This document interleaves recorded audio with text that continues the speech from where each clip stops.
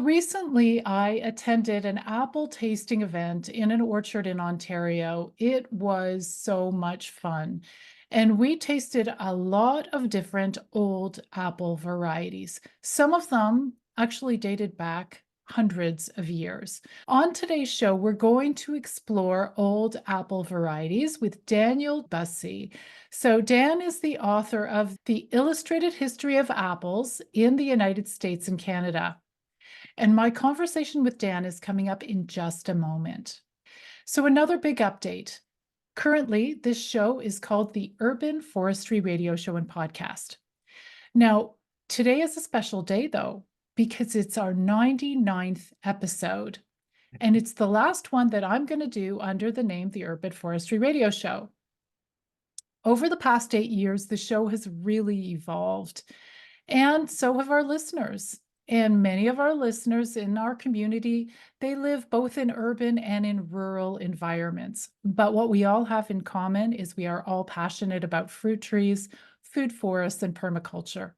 So starting in January 2024, the show is going to be rebranded, and it will be called the Orchard People Podcast or Orchard People Radio. I'm going to figure that out soon. So, if you are already subscribed to the podcast, you will continue to hear updates and you'll see new episodes if you're already subscribed under the old name. If not, and you're looking for the podcast, just go to your podcatcher and look up Orchard People. This will be from January and you will find us. I would hate to lose you guys. And now let's get started with today's interview with Dan on old apple varieties. Dan, welcome to the show today. It's a pleasure to be here. It is so lovely to have you. It's a real honor because you are a person who has pretty much devoted your life to, researching different apple varieties. You're like a private detective for lost apples. Tell me a little bit about how the journey began. How did you start getting interested in old apple varieties? I had to think about it a little bit, what possessed me to take this project on. But I guess it starts because I grew up in the middle of what was our old family farm orchard back in Wisconsin. It had been planted about 4 generations before me. And so as a kid, I was always surrounded by old apple trees.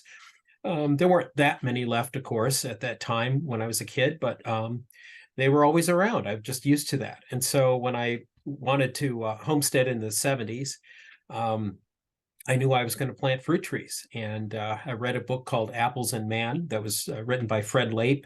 He was the director of the George Landis Arboretum in near Esperance, New York. And it talked about the old varieties.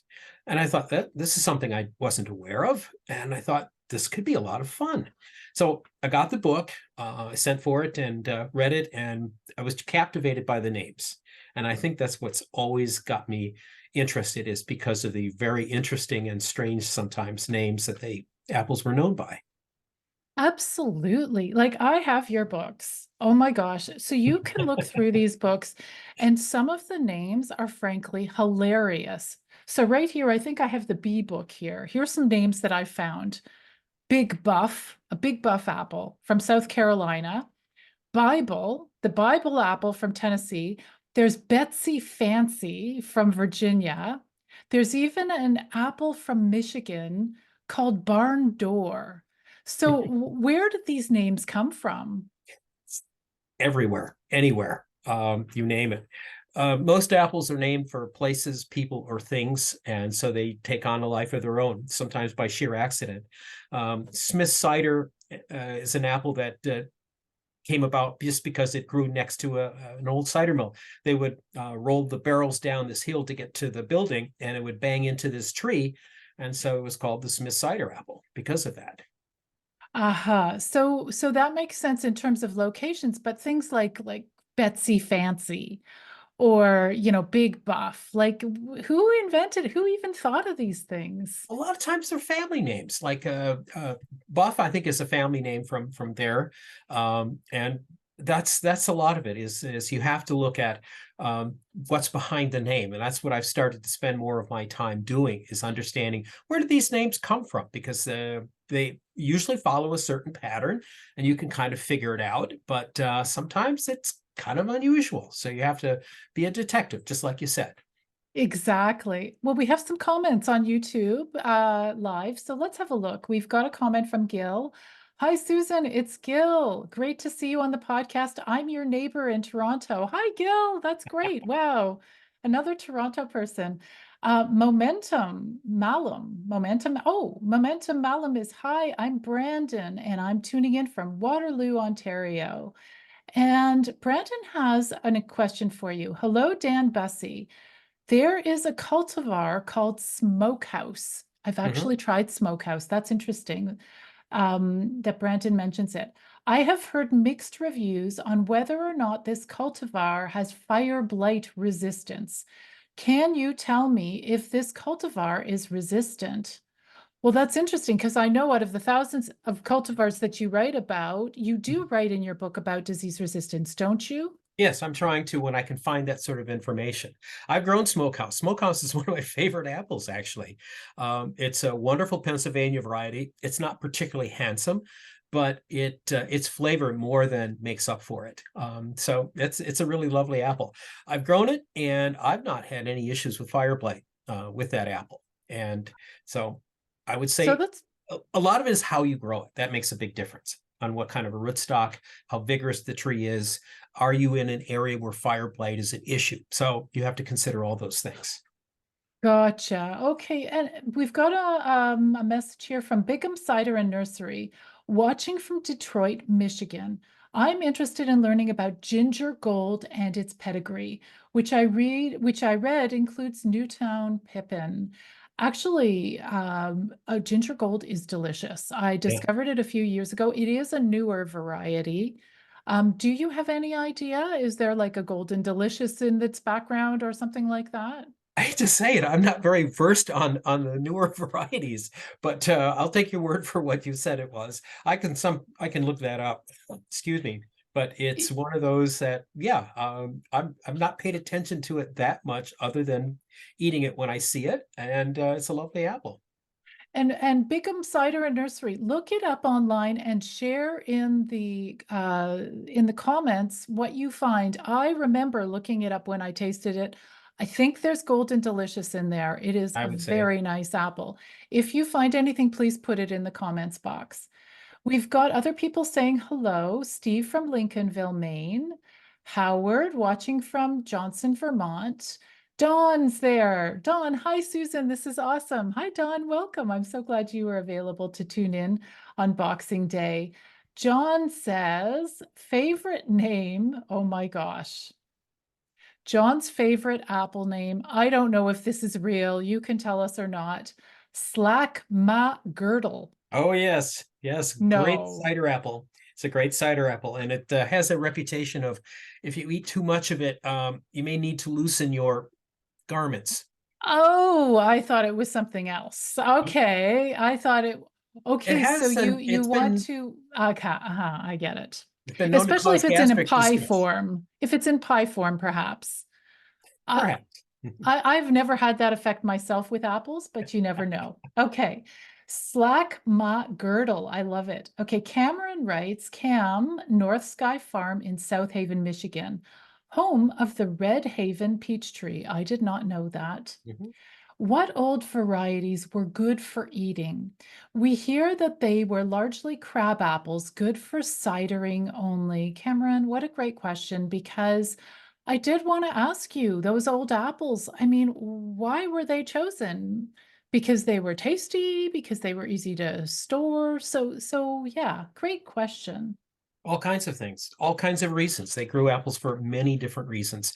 There were some for fresh eating, but of course, a lot of them were for processing, for making pies, for cooking with, and of course, cider was always a commodity that we had to deal with.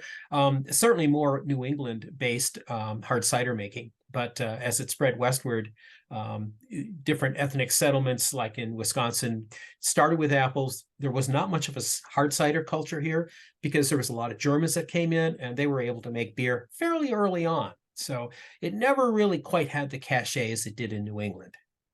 I just love this question because today, and I've done a lot of research and interviews about this, what consumers are looking for is a crispy, juicy apple and sweet.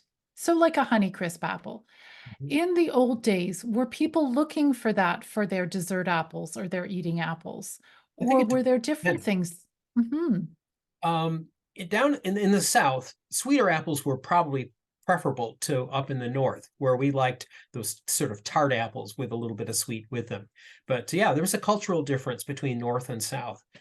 Sweet apples to the South and more tart apples to the North. And that's, of course, what I like, of course, is the really, really tart apples. Sort of bite you back. There's an old German variety called Erwin Bauer, which is one of my favorites. I think it's from around 1920, and it is a lovely, lovely apple, and it's really sharp, but it's good. Oh my gosh.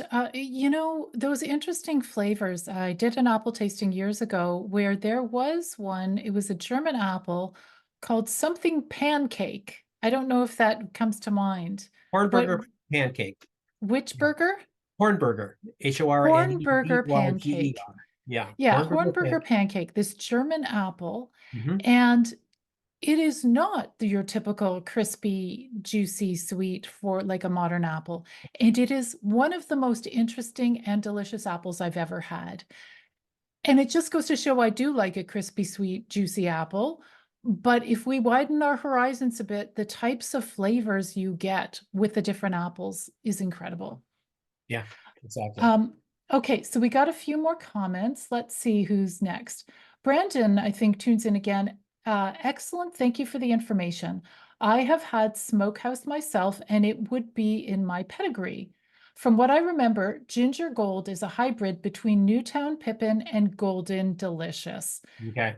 That's interesting. That resonates with me. David writes, I think it was named after the farmer's wife, Ginger. Yes, I think it was. I'm just remembering this, even though I think it does have a gingery flavor. David, I remember looking that up. So we've got another email. This one's from Sean. Hi, Dan. It's Sean from Champaign, Illinois. And I was wondering if you could tell us about how russet apples fell out of favor by commercial growers and how many of our old heirlooms were green versus red. Oh gosh, definitely that. Um, it's really strange. Russet apples to me are some of the best flavored apples that you'll ever find. They have usually a fairly high sugar acid balance, which gives them, I think, a rich depth of flavor, which you're just not going to find with a lot of others. And so I don't get that at all. They consider it a defect in the trade. And I think they're some of the best apples. I also like them because they have a little bit more insect resistance. Than other apples because they don't have that shiny red coat that makes them really pretty. And so we're humans. I guess we eat with our eyes. And if it doesn't look good, we kind of doesn't think it tastes good. But russet apples just throw that out the window as far as I'm concerned. They're great. There were a lot of yellow apples and green apples, and red was always there, but it was a good mix of both. I think we've gotten to the idea that Apple has to be red for it to be really good, and that's not right. Well, I love your book, The Illustrated History of Apples in the United States and Canada, or your books, because you guys include those historic pictures of these are watercolor pictures that were commissioned by the USDA to help identify apple varieties. And you can really see how diverse the colors, the shapes of the apples are. We'll talk about those illustrations in just a minute, but there's a few more questions and comments here. So we've got Mary saying hi. Mary here from Southern Colorado. Hello, Eric. Eric is here from Toronto. And Elaine, I don't know what variety an apple tree is. How can I figure out what it is? So obviously Elaine has a tree and she doesn't know what it is. What would you suggest? It's a process. Um, I can always tell you by looking at it what it isn't, and we work backwards from there, and we can try to figure it out. So what we need to know is approximate age of the tree. We could tell what the market records were at the time for something you may have planted or ancestors may have planted. We look at overall the phenological description of it, which is what does the apple look like as far as its shape, the way the core is, the way the flesh is, all those little descriptive characteristics can help. I'm also working with a group from Washington State University that we're doing DNA studies on apples, and we have a really large baseline of DNA data acquired now. And so we can take a sample of your tree and send it in to have it checked, and we could tell if it's a unique unknown, which means we don't know what it is, or if it may fit exactly the profile of a known variety. So there are ways to find this out. And if you do that DNA test, what bit of the tree or the apple do you need? Do you take leaves? Do you take the fruit itself? How do you test it? What we like to do is during the growing season, when there are new leaves just emerging, we like to get that tiny little piece of that new leaf as it's opening up, because then it's not contaminated by other factors around it. We'll take a little bit of a leaf and we'll drop it in like a coin envelope and seal it up, and then we can send it to Washington State University, and I think also Fort Collins, and we can do testing that way. There are several different types of tests, or two different ones specifically. One is very more detailed, also more expensive, but that's another way to find out. But, if you want to go the easy route, there are a couple of people like myself. If you were to send an apple sample to, I could take a look and tell you what I think it might be, and then we can narrow it down from there. So I know what Elaine's asking herself right now. How do I reach Dan? Can she email you, or how do people reach you? Yeah, I would say I'll give you my email address. I know this is opening the floodgates perhaps, but it's worthwhile. Ciderdan@gmail.com. Ciderdan is one word. Simple as that. Fantastic. That Happy is to really write to you. fantastic. There was somebody in Ontario who was doing that until recently. He has just retired. And when he would take leaves, they dry up these leaves. They have like a whole, like you guys, like a whole database.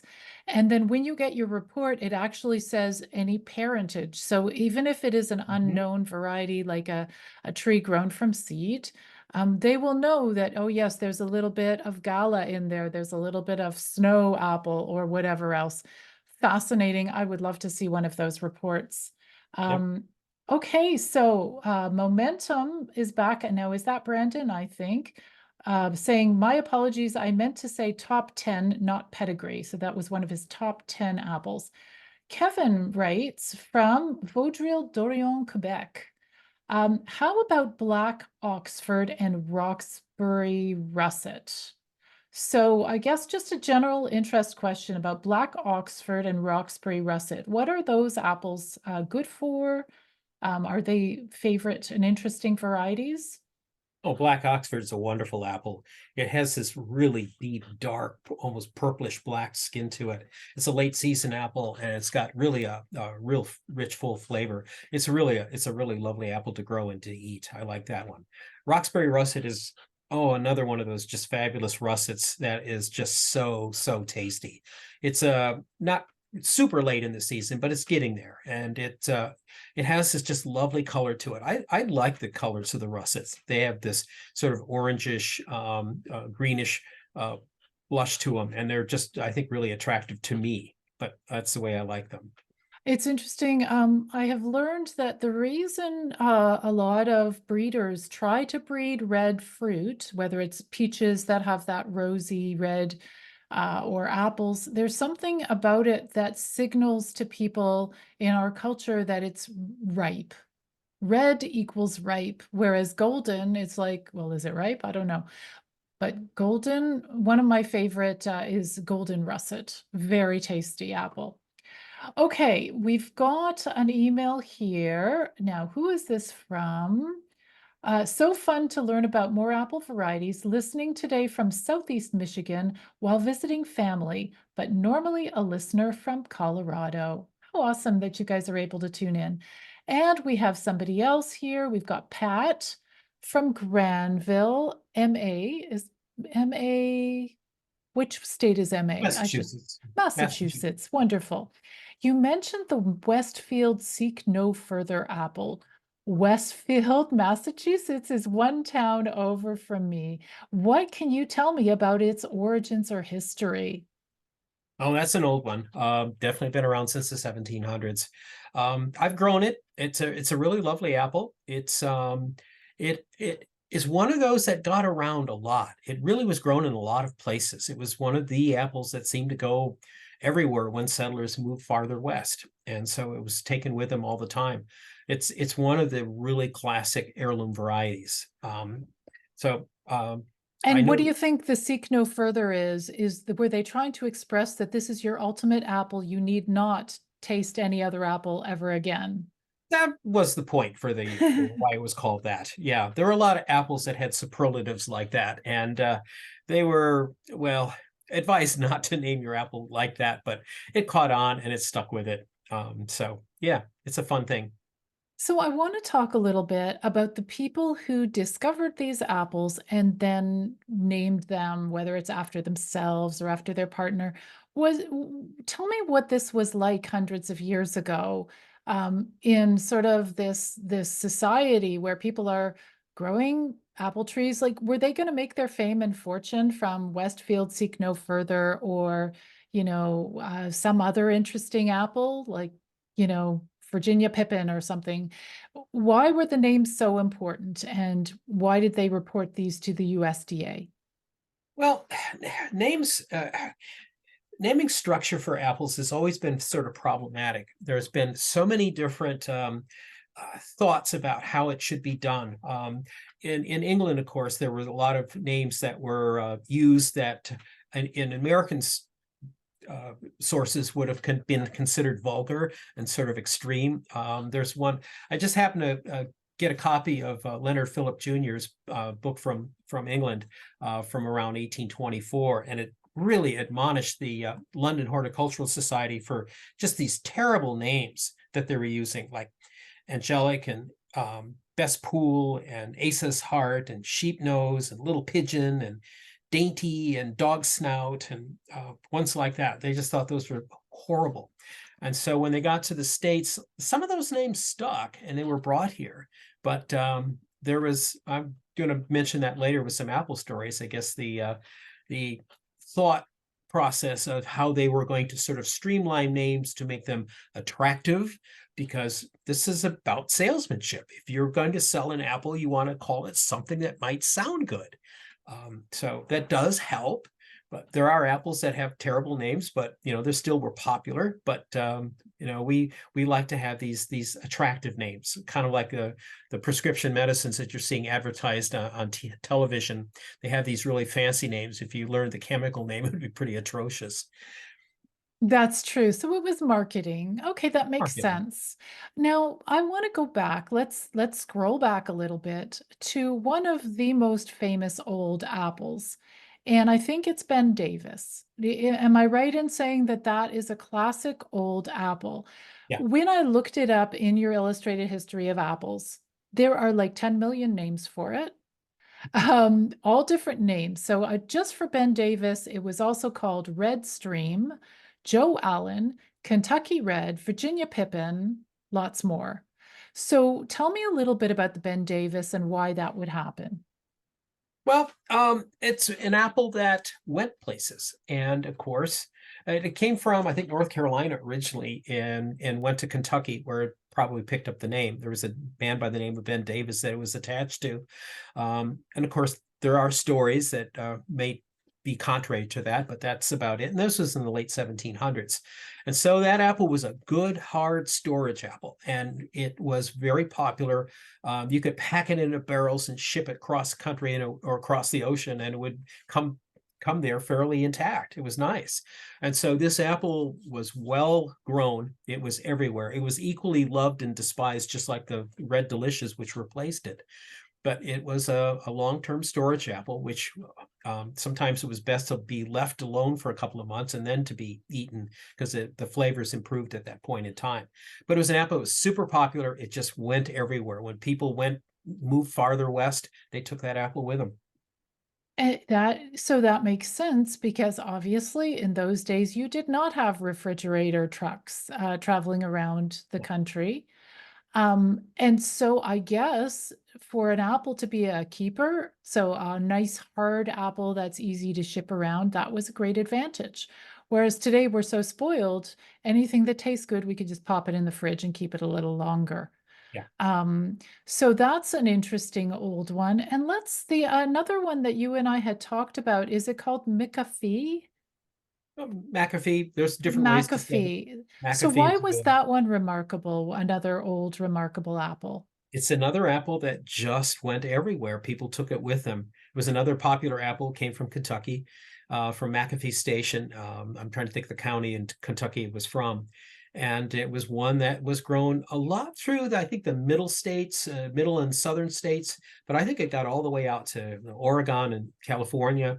It's everywhere, but it's one we're looking for. We don't know. We think we might have it, but it's grown under at least 35 different names that I've been able to find. And that's another one of those. So it traveled everywhere. The reason it got different names is people took apples. They sometimes forgot what the name was. A nurseryman sometimes was enterprising and wanted to say, well, this is my newest release. Here's a great apple. And then he gets some credit for that. And so, yeah, for good reasons and bad reasons, apples were renamed. That's a little sneaky. You get your golden delicious apple and you're like, oh, I think I'll call it the Susan apple. And I'll market it as the Susan apple. Yep. We've got some more conversation going on. Let's see what we've got here. Um, so Donald from Fairfields Orchards is in Ontario, Anishinaabeming, Ontario. That's interesting. Hello, Donald. John writes, I've never tasted sheep nose. What is it like? Great apple name. Yeah, it's also known as black gilliflower, and it's a hard storage apple. It's one that it's a real nice deep apple, and it's got that elongated shape, so it has that sort of sheep's nose sort of look to it. Hence, it's got the name. But black gilliflower is another name for it, which I think is probably a little bit more known by. But yeah, Okay. it's a Yep. great apple. Okay. Great apple. Okay. Steve writes, can you tell me about Tolman Sweet? That was prominent in early Maine. Oh yeah, it's a really early variety. It's one of the earliest ones. I think only Rhode Island Greening might be a little bit older than that. But Tolman Sweet has been around for a long time. So it was another standard sweet apple in northern states like where I'm at. Tolman Sweet was one of the apples that was grown more than any other as far as the sweet variety. So Tolman Sweet, you find old trees of Tolman Sweets up in the northern tier states quite a bit because it was a very popular variety. It has I think, a fairly telltale sort of a suture line around it. It looks like a stitch, but it's a really nice apple. And apparently it's also used for ciders, I think. Is Oh that yeah. Yeah. is that true? It's I don't it's think there's any apples you can't use for cider to some point. It's just a matter of what else you put in it to kind of balance the flavors out. right. Okay. Then we've got a question here from maybe Jabe, maybe if that's the name. I'd love to hear some of your favorite fresh eating apples that are also likely to have some good disease resistance, of course, depending on the root stock. So you've grown apples for many years. What do you find are the tastiest ones that give you the least trouble? I'm going to go with those class of English russets, like Roxbury Russet, which is Massachusetts. But that style, I'm trying to think of a couple. Lord Hindlip is probably one of my all-time favorites. It's just such a really great apple. You don't find it very often, but it's a nice one. I'm trying to think. Oh, Pitmastin Pineapple. It's sort of on that class, which is a very aggressive flavored apple. It's one of those that is once you if you have a Pitmastin pineapple, you're not going to taste much else after that. So it sort of just overwhelms your taste buds. It is so intense and wonderful. Knob Russet is another apple. It's a little bit milder flavor, which is a really good one. That's another English variety that was rediscovered around 1940. And I think it dates back to 1819, but it's another one of those really great apples. To me, they just don't have as much trouble. They get codling moth like most, but they don't get like apple maggot, which is a big problem in northern states because it just doesn't seem to attract the insects quite the same way. So it, to me, is much more resistant. So the last two you mentioned, the pineapple one, which sounds very intriguing. What is the first name? Can you spell it for us for people who Pit, might want to research it? Pitmaston, Pitmaston. Okay. And the second one you mentioned, Lord Hindlip. oh, Lord, That's Lord. And then yep, what's and the second word? Hindlip. Real simple. That's a Okay. great one.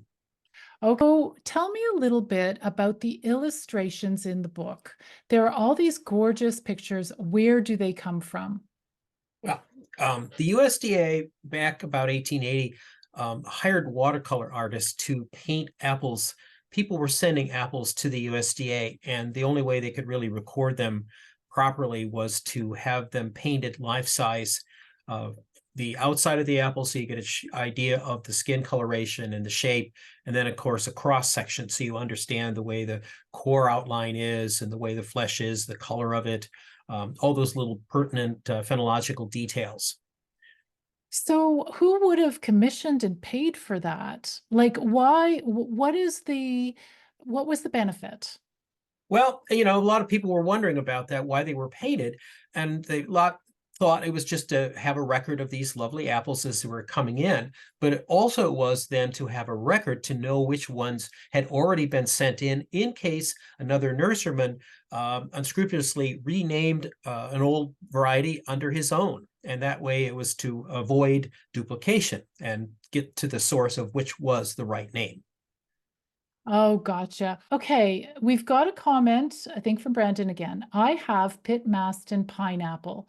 It does taste like pineapple and honey. I would consider this in my top 10. A paper by Dr. Luby found that this passes on fire blight resistance. Oh, that this passes on fire blight resistance to its progeny.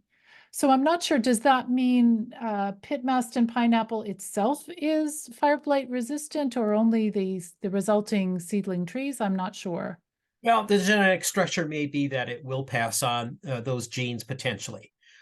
It's never anything for sure, but it can pass that trait on.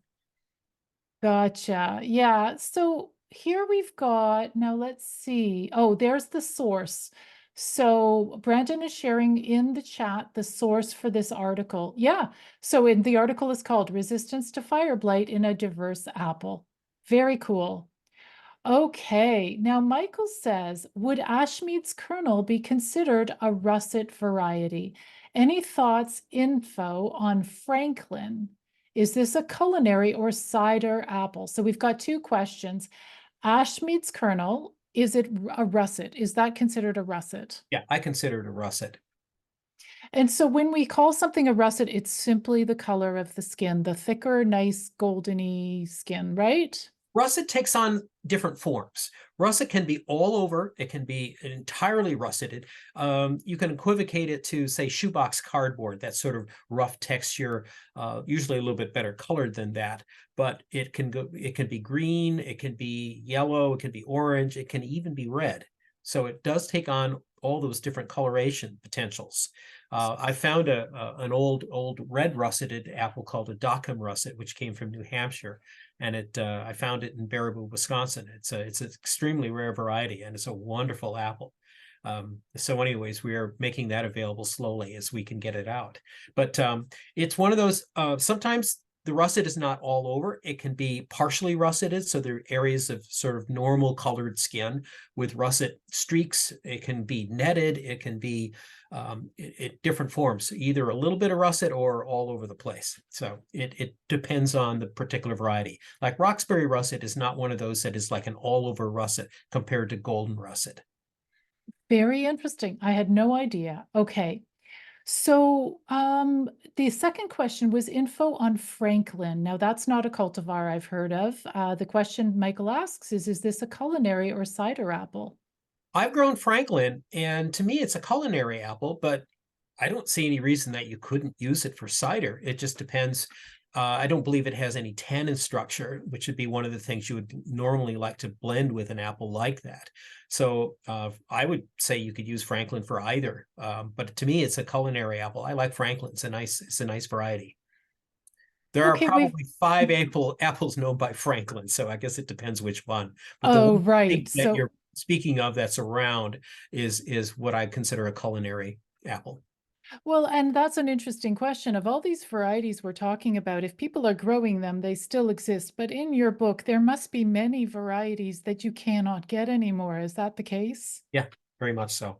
Would you say Um, most of the varieties that you write about are unavailable and lost forever? well, let's say unavailable, but we're not going to say that they're lost forever. We are rediscovering old varieties every year, and that's wonderful. We're on a limited amount of time. A lot of these really old, great varieties that say were around in 1850, boy, they're getting tougher and tougher to find anymore. So it's looking for those old trees that we hope that we may still run across some of these really old varieties that had such wonderful appeal, and the things that our ancestors made recipes and did things with, just to have that experience of what they were tasting.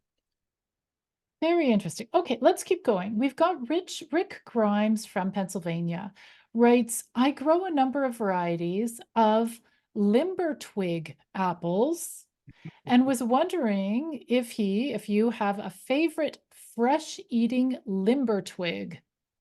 Really? That's a good name. Yeah, there are over 100 different kinds of Limbertwig apples I've been able to find. Over 100.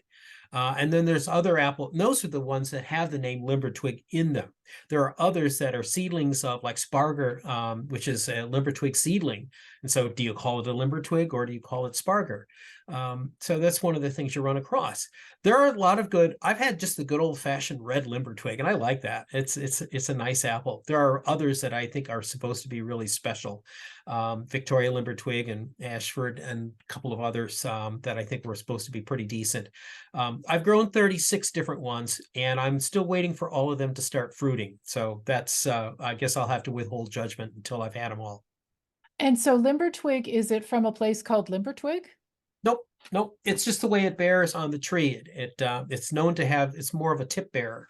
Liver twigs typically come from Tennessee, southern states. That's where they all seem to come from. Mostly is in the area around Tennessee. The Great Smoky Mountains was home for a lot of different limber twigs. And Henry Morton from Gatlinburg, Tennessee, was one who really was cultivating the limber twigs. He would search through the Smoky Mountains and find all these homesteads that were still raising apples as it was turning into the Great Smoky Mountain National Park, and trying to rescue some of these varieties. And he was a reverend, but his passion was apples, and he collected quite a few. I've got one of his old catalogs, and he passed away just when I was starting to get interested in apples. So we're looking for a couple of different kinds. Sequatchie limbertwig is one I really would love to find. That's a particular valley in Tennessee. Amazing. Okay, so let's keep going. So that was Rick. Now Ross McKenzie, hazelnut grower from Southern Ontario, looking to grow some apples as well. Thank you for tuning in, Ross. Hopefully we're giving you some fun ideas. We've got Young Un is writing, hello, Susan and Dan. I have a question regarding apples. I hope Dan can provide me with some insight. I have a mild allergy to apples. I say mild because sometimes I do and sometimes I don't, depending on the type of apple I eat. Would your experience and instinct be inclined to say that that may have to do with the variety of apple that I come across, or might there be other factors involved, such as chemicals in the coating of the apples? Wow. Yeah. There are people that have allergies to apples. Not necessarily all apples, but I think it depends on the particular makeup. Whether it's a sharp flavored apple, there's an enzyme that's in there. I suppose that it's supposed to be. Some people are sensitive to, and I guess it's sort of a. I wish I could say this apple is good, this apple isn't, but I think it's a matter of a personal experience, which I understand it may be kind of difficult and uncomfortable. But you might find that sweeter apples are less disruptive to your system than tart apples. So perhaps find those that you like and try to stay with that type if you can find them. If you have a I good want to description. agree, actually. And by the way, it's Grace from Ohio. No, for Grace, I agree with what you just said, Dan. Actually, I've noticed for myself, when I have certain types of tart apples, I do get an upset stomach, and sweet ones, I don't. So that's something to try. And also, I knew a woman who had a beautiful orchard, 10,000 trees. She loved apples, and she developed an allergy after, and this was all organic. She developed an allergy after I don't know how many years, so she couldn't eat her own apples for years. And she said it did pass. After a few years, she could eat apples again. But I'm like, oh, having all these fantastic apples there would be so sad. That would be. Okay, so that was Grace. Thank you for that fabulous question. Elaine's, oh, I don't want to miss, I think Brandon here has another question. Memento, I'm not sure if you're Brandon. Right, the Rainet Russet, a sport of King of the Pippins, seems to be resistant to scab and blight. I have had this apple before, and it is my number one apple, Rainet Russet. Do you enjoy that one as well? Yeah, I'm really fond of its parent, King of the Pippins, if that's the case. That's a great apple. Really, it Mm. is. So Rainet Russet is another one of those russet apples that I think is going to be really popular. People just knew more about it. Elaine writes here, I'm from New Brunswick, Canada. Where can I buy old tree varieties, or do I need to find rootstock and cuttings? So, Elaine, I'll answer that one. We have some fabulous fruit tree nurseries here in Canada, and you can't order from the United States. It's very hard to ship trees over the border. But if you go to orchardpeople.com and in the search box, search for nursery, I have a list of fruit tree nurseries across Canada and the United States. And you'll find out that there are a couple of nurseries like Silver Creek, which was in the commercials, which didn't somehow play in today's show. Whiffle Tree Nursery, and in New Brunswick, you guys have nurseries as well. So check that out. Blaine also writes here, Blaine from Western Washington, saying, hey, John says, the loss of heritage varieties breaks my heart. Are there any programs running to preserve these varieties? Oh, absolutely. The Heritage Fruit Group, which I mentioned before, being from Washington State University, is working with collectors like myself and others all around the country and even into Canada to try to identify old varieties and try to identify what they are, but identify them out in the field, like where are old trees existing? Can we have an idea if they're endangered or soon to be cut down? Because we're trying to teach people then to be able to send cuttings or snips of the leaves, as we mentioned before, to have them identified. Or if you're worried about an old tree dying, is learning how to graft fruit trees. It's so easy to do. And I know your book that just came out, Susan, on grafting is going to be very helpful in that regard. I teach a lot of different grafting classes. I've taught thousands of people how to graft over the years. I think I've taught for over 37 years now. And it's a lot of fun. And it's what I would say encourage you to do, because you may not be able to find the varieties you want to grow at a particular nursery. But if you find a variety out in the field someplace, or a friend has it in their backyard, you want to grow it, learn to graft. It's so easy. Oh, I am so excited about grafting, I'll tell you. And thank you for mentioning my new book, which is coming out in January. And I want to say it's up to us, isn't it? It's up to us as Yeah. growers to say, like on the whole, I recommend people, when I teach them on my online courses, I recommend people go for disease-resistant varieties as much as possible, especially new growers or people who only have one tree in the backyard and limited amount of time. But really, we do need to also include, if we've got room for more than one tree, or if we're grafting on branches, let's use some of these amazing old cultivars and we can keep them going because it just offers so much beautiful, delicious diversity. I'll interject this also. If you find an old tree that has obviously been around for 100 years, it's got something going for it, and it may not have that much problem growing. Otherwise, it wouldn't be there.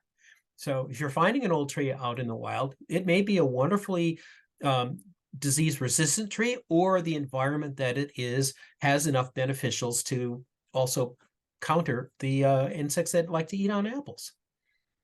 It's So, a John, balance. thank you for that question and bringing that up. In the conversation, was it Grace or somebody else was asking about fruit tree nurseries? So, Dawn is recommending Silver Creek Nursery in Ontario.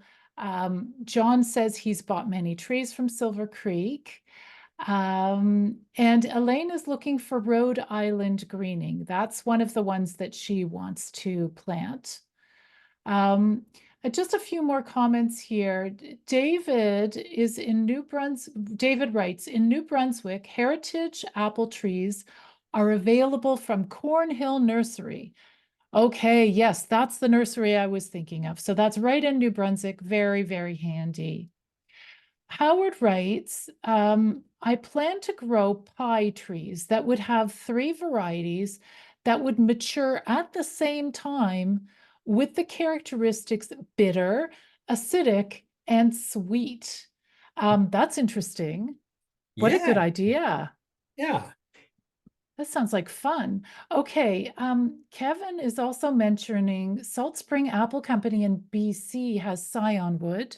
yeah, we And I've do. been there, by the way. Really beautiful place to visit. Excuse me. And then Howard says, I find, oh, suggestions for apples maybe that make good pies. Do you have any favorite pie apples? One of the early ones that I like a lot is Duchess. That's just a great apple. Duchess of Oldenburg, as it's known. It's a German slash Russian variety that came to the States around 1817. It's a really great apple. I love it for pies. Now, my mother was a home ec teacher, and she taught her sons to bake, considering a dubious employment or marital prospects. At least we wouldn't starve. So I've learned to make a pretty mean apple pie, and I love to mix varieties together. Those are those apples you can tell when you have them in your hand. If they're heavy, they will tend to stay firmer and in as far as keeping a slices. If you have an apple that's sort of lighter, sort of like a puffball mushroom, that's one that's going to make more of a sauce. So you mix those two together, so you have a sauce and you got the firm slices. And if you can get a red fleshed apple, then you have wonderful color. So your pie is really attractive as well as tasty. Oh, that is such a great idea to mix the saucy apples with the firm apples. I really love that. Now, in the conversation here, so Bingham Cider and Nursery is talking to Grace and saying, I've known people that have had an allergic reaction to Empire apples, so there may be certain varieties. Otherwise, washing with water and baking soda can remove most residues and then rinse well. We've got Memento saying O'Keefe Grange is an ideal spot if you are in Ontario. Oh my gosh. At O'Keefe Grange Orchard, Dan, there are 600 different varieties of apples. Right. It's a wonderful place for people to visit. I have been there. Dawn says Duchess was one of her father's favorite apples. And wealthy Winesap Cortland, Wolf River, and Macintosh are great for an apple pie assortment. So if somebody wants to graft an apple pie tree, those are some really, really great options. So I want to say in the chat box, we're going to wrap up the show, believe it or not, in a couple of minutes. But in the chat box, if you are still listening, did you guys enjoy this as a YouTube live? I did it because I love doing a live show because reality radio is just off air at the moment. But maybe I can do it simultaneously on YouTube Live if this is fun for you. Or are you guys just attending because it's Boxing Day and it's a nice, relaxing day? Or is it because Dan is such a wonderful draw as a guest? That is also a big possibility. But it's been so wonderful to have everybody here. Now, Dan, can you share with the listeners how people can find out more about you, how people can order the book? I see that it's on a very good special at the moment, the Yes. books. So Yes. tell me a little bit how people can find out more. They can contact jackcawpress.com, JAKKAW press.com, and they'll get to the website and you can get information about the book and ordering it and such. I guess if you want to write to me, I'm always happy to talk apples to anybody, anytime. It's always fun. So please do. I encourage that. Well, Dan, thank you so much for coming on the show today. And it has been really fun to have you on. People's questions have been amazing. There's some good ones. Yeah. We had some really good questions today. And what I'm trying to cultivate and grow is a beautiful interactive community of people who love fruit trees. And I'm trying to find ways where we can all connect and support each other. So if YouTube is a helpful place for all of us to connect and get experts to answer our questions, that would be great. So a couple of people here. Grace says, thank you. Bingham Cider and Nursery. Oh, yes. Memento. Okay. Yes. So Grace loved it. Mary says, live chat great. And Dan is a definite draw. You're a rock star, Dan. And Valerie, one more question from Valerie. Question for Dan. Are you familiar with the old apple variety Salome or Salome? I have just acquired one. Oh, Has, good choice. Nice apple. I like that apple. It has this beautiful bluish blush to it. It has that frosty look to it. It's a great apple from Illinois. It's a good one. You'll like it. fantastic. Okay, great. All right, guys, that we are going to say goodbye for the time being. Now, for those of you listening to this episode, I'm going to be putting together a video version, so I will put in images of many of the apples that we discussed. So you just need to go to the Orchard People podcast playlist. You can watch this again with the images. You can also watch or listen to other shows that I have created, other podcasts. So that's the Orchard People YouTube channel. If you like audio, you can go to Apple Podcasts or your local podcatcher and subscribe. So currently the show is called the Urban Forestry Radio Show. Soon it will be called Orchard People. So go find it and subscribe. Make sure you get notified when there are new shows. Finally, let's keep in touch. Go to orchardpeople.com/sign up, and I'll send you guys notices of upcoming podcasts, of new articles on my website, of new courses, including a course on fruit tree grafting and webinars and all sorts of good stuff. So thanks again, Dan. We'll see you next time. Yeah. Take care. Yeah. And bye, everybody. Bye for now. And I'll see you guys again next month. Take care and Happy New Year, everybody. Bye for now.